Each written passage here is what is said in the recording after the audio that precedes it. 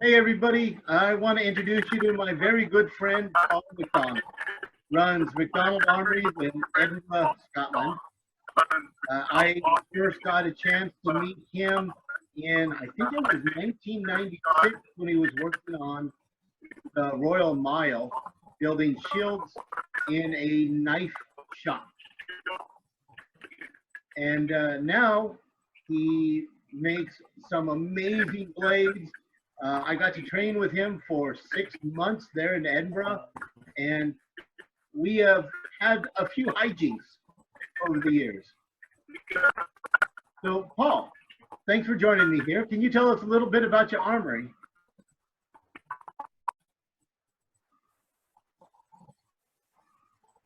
So that was a wee bit breaky up there from my side, mate. Can you tell us about your armory? Aye, sure.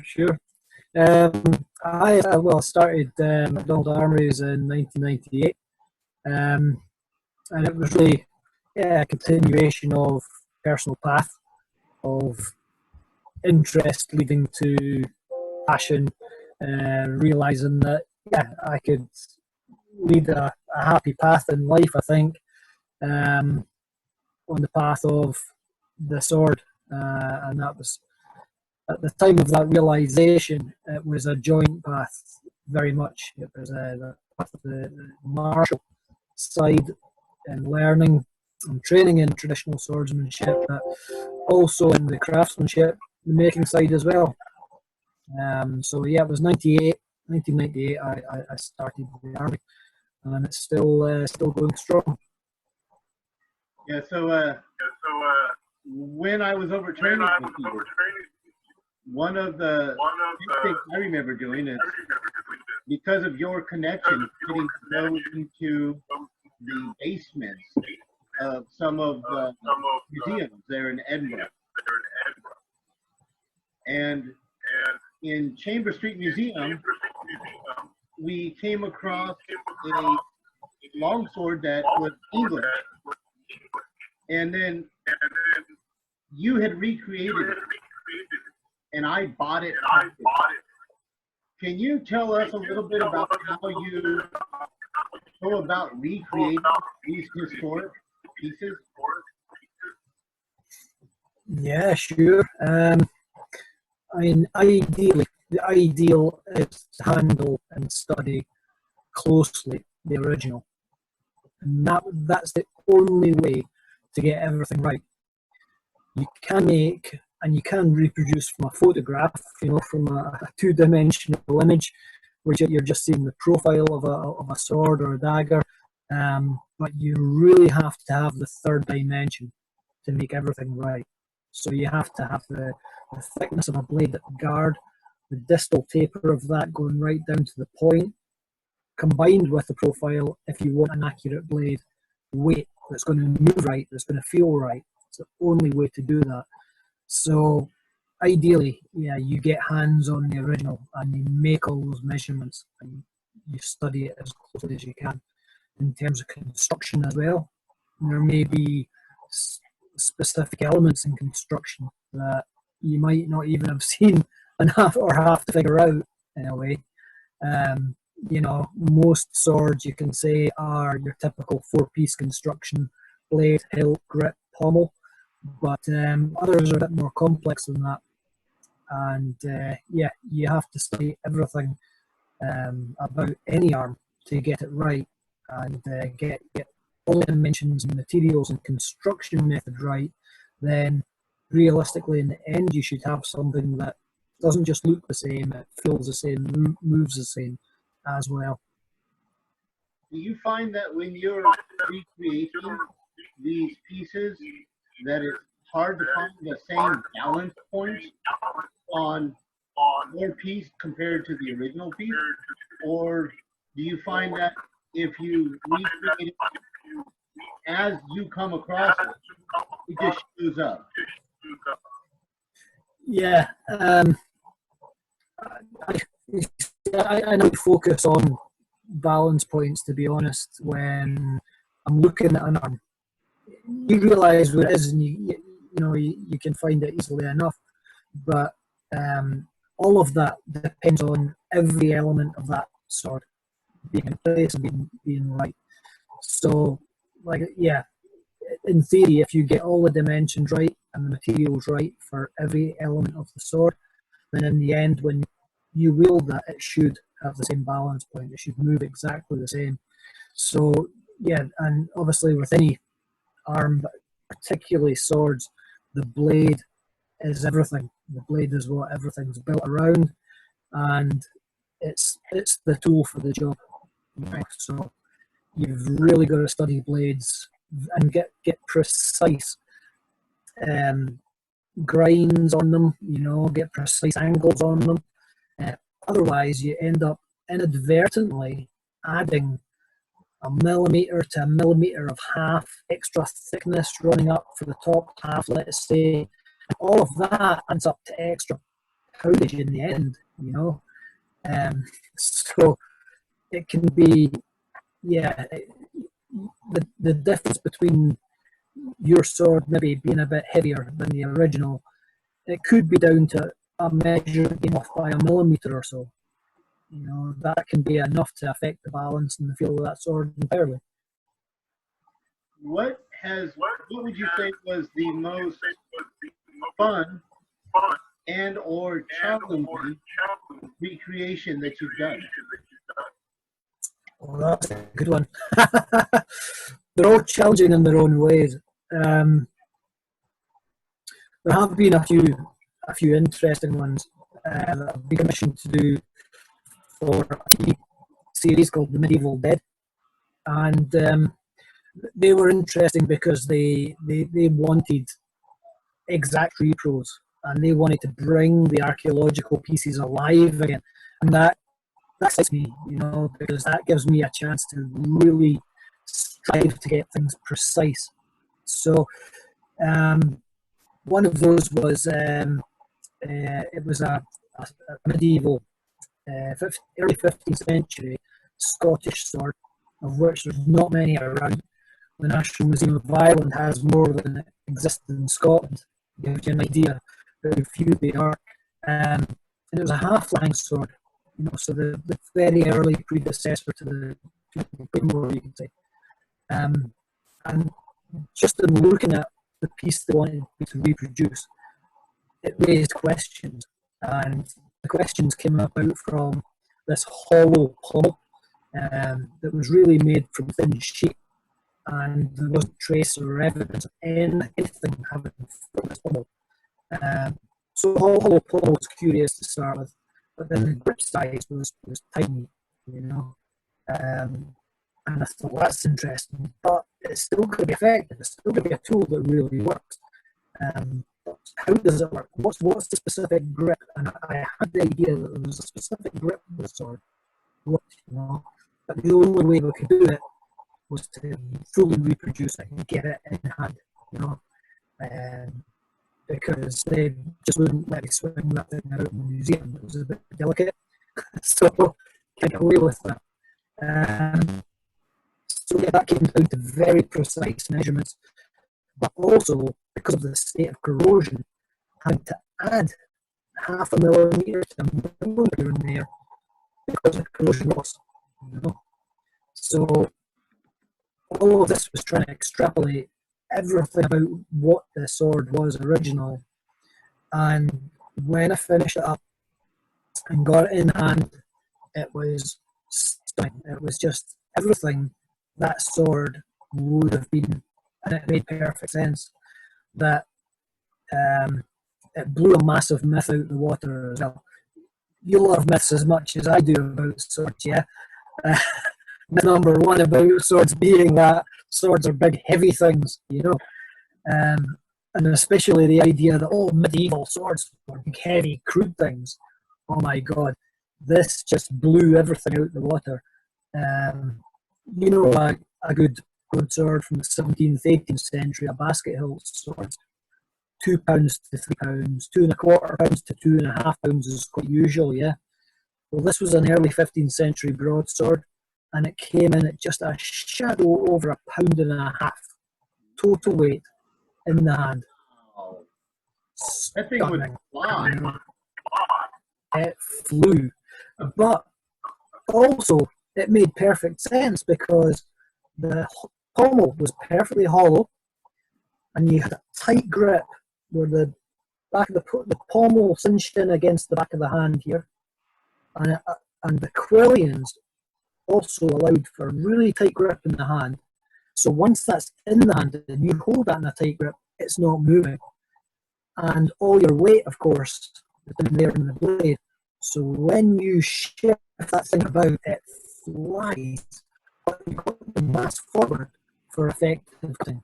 So that will remove limbs in a breath, you know. So with that tight of a It was handle, fascinating to go through that process because oh yeah, I bet. But with that tight of a handle, that also means that it would not be used with an armored gauntlet. Are you seeing that to be true?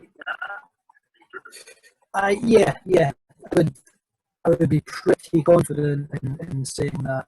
In the 15th century, early 15th century in the Highlands, you did have armour, but your armour was only really being worn by those that could afford it. You know, you look at a clan system and feudal system in the Highlands. So armour is not amongst clan chiefs something that they would hand out to their fighting men. The armour was few and far between in the Highlands, really, and it always has been that way. You know, there's a golden thread you see through the martial culture of the Highlands of the warriors being light and fast, and that includes the weapons. You know, this was a great example of it, a perfect example of how light and fast the weapons were in the early 15th century, just incredibly fast, because that is your primary advantage in close combat on the battlefield, pure and simple. And they've known that for thousands of years. You can go back to the British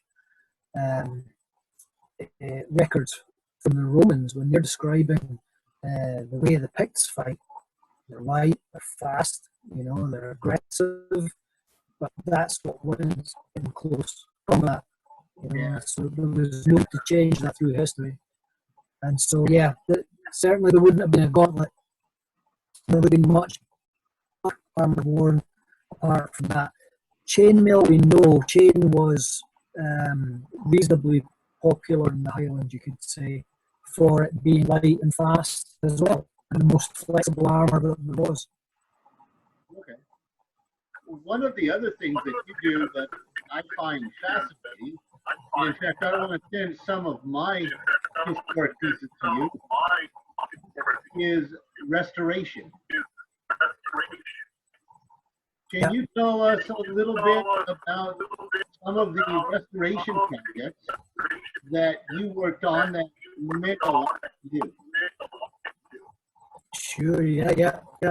I love doing restoration and refurbishment work on originals because it gives you more of a chance to study more originals. You know, it's the only way to further and develop your understanding of weapons is to continue studying originals. So I enjoy it for that reason, but also you're bringing the life back in something that's often sadly neglected in a way. And in Scotland, that's a matter of course in a way because there are a number of castles and stately homes that have, you know, small to reasonable collections of arms and armour. But unfortunately, some of those collections aren't always well preserved, well looked after, and you see that in a number of ways. They either just haven't been touched or cleaned for decades, and that's pretty sad to see. Sometimes they have been looked after. I refurbished a collection of the Duke of Argyll at Inverary Castle. I got his weapons back to the army to work on, and I think he said the last time they were preserved or looked after or cleaned was about 40 years ago. But unfortunately, everything, every sword, every bit of steel had been lacquered. And this lacquer had been applied, which then you've got swords in the Great Hall everywhere and some other weapons up at height and so on. And there's a big fireplace in that Great Hall. And, God knows how many cigars and cigarettes have been lit up after parties in the castle and so on. And after decades worth of dust and smoke, you end up with this kind of nicotine yellow colour to the lacquer. So every bit of steel was covered in this discoloured lacquer. But of course, it's lacquer, it cracks as well over time, and you end up with cracking that exposes areas of steel again to oxygenated environment. So that's the sort of problems that can come about if something might, with all good intentions, have been looked after in a way, but there's problems with the way, consequential problems with the way that method of preservation is carried out. So I then have to be the cleanup crew for what happened decades ago and apply the best means to remove that, get back to the steel, clean the steel without being overly aggressive or abrasive in any parts. Take back more or less the original fish, and then apply oils or waxes as appropriate to provide a safe layer on the surface as well. So you always learn doing this job as well. I've got I'll show you a piece. I've got sitting here that's in for a wee bit of work, and this is an original Jacobite pistol. It's a Doon pistol, made in Doon in Scotland, where they made all the finest pistols were made there. And this was made by Alexander Campbell, one of the best makers of Doon pistols. Don't forget a bit more detail up close. Wow. It's got silver wire inlaid, and every other bit of the pistol is hand engraved. And that's a steel body, correct? Yeah. Steel sections. It's really surprisingly light. These are not solid steel lumps. It's made up of thin sheet sections forged welded together, and the detail work done on top of the sheet. But this was the pistol of Donald Cameron of Local. He was the Clan Cameron chief, who was famously one of Bonnie Prince Charlie's great commanders and military advisors. And so that pistol was carried all the way through the 1745, 1746 campaigns. So that's a great perk of the job, is being able to work with these pieces that are really national treasures. And like you said, bring them back to life. So you've always done amazing work. And before we go, like I said, this is for all of them. We've known each other a long time. I don't know where we came across it, but we found a business card that said, "I feel a bruise on your horizon." And I remember passing this back and forth and hiding it in each other's stuff so someone would find it. And the English longsword that I bought from you, you had the best way of hiding it. Because on the tang that inscribed, "I feel a bruise on your horizon." So there's no way I could see it. It was always there with me. Happy days.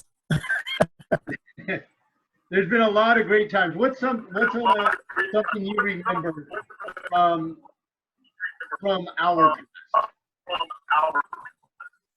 Um, that we can say without legal? yeah, I'm just trying to think of a clean one, mate. Yeah, we had a lot of adventures.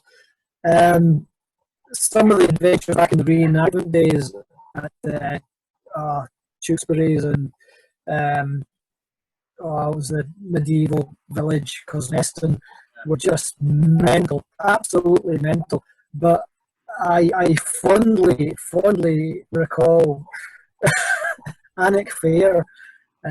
We would go down, the Jewel Society would go down for a week at a time. We did this for about 7 years running. For a week at a time, we would do demonstrations like three times a day, I think. And it was great, you know. We didn't get paid, but they put us up in a local hotel for the whole week, and you know, we got disastrously drunk. You know, it was carnage every night. Every night was hilarious. And there was one night it was particularly hard drinking night for everyone. And we woke up and we had to rush to get gear on for the first demo. And we rushed out and we into Market Square. We did the demo, and we're all knackered. We're all hungover, like blades. We crawled back up to the hotel room, and next day, the full armour, full kit. And as we were talking, I think we were like on the stairs or something, or on top of the stairs, in your armour, and you started to fall asleep, and you just kind of passed out. So a couple of the other lads away to get a snooze, and went to you there in full armour, and I thought, oh, this is too good, not an opportunity not to go for it. So I went down and asked the landlord if he had any paint handy. Why, there's a wee cupboard at the top of the stairs, and right enough there was a perfect tin of pink, bright pink paint. So that tin came out and a brush. On the top of your codpiece was painted bright pink. But then we left you. Like, leave him sleep. Leave him. He's fine. We'll wake him up like 5 minutes before we were on again. And we did. Stevie, come on. Get up, mate. We're on. We're late. Whoa. Stevie rushed, clang. There you are, standing there proudly with your two-handed sword. And you could see the audience looking and pointing. What's wrong with that? And you're just thinking they're all like, oh, look at the big man in his armour, he looks great. Little did I know. We were trying to lose it, everything we're saying. I think making that wee funny comment as well. It's just like, it's great. Those were good times. I actually still have a clock that those kids made for me. Aye, right. Right. Yes. Those were some amazing times. Aye, yeah. They were good times. You, me, and Susan. Yes, I remember getting bored and deciding to build a catapult to shoot cow patties at Knights of Longshanks. Mm-hmm. Yes. What do you the boys we love to hate. So, Paul, I want to thank you for getting together with me today. I had never thought about doing this before, but even when this is all done, you and we need to meet together like this more often. Sure. Yeah, absolutely. Yep. Keep in touch.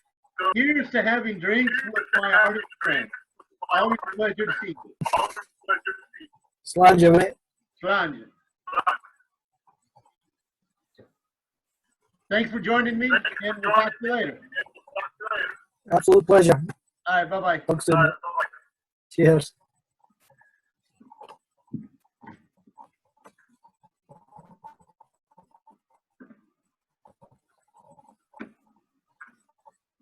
All right. See you, man. Thanks. No problem, mate.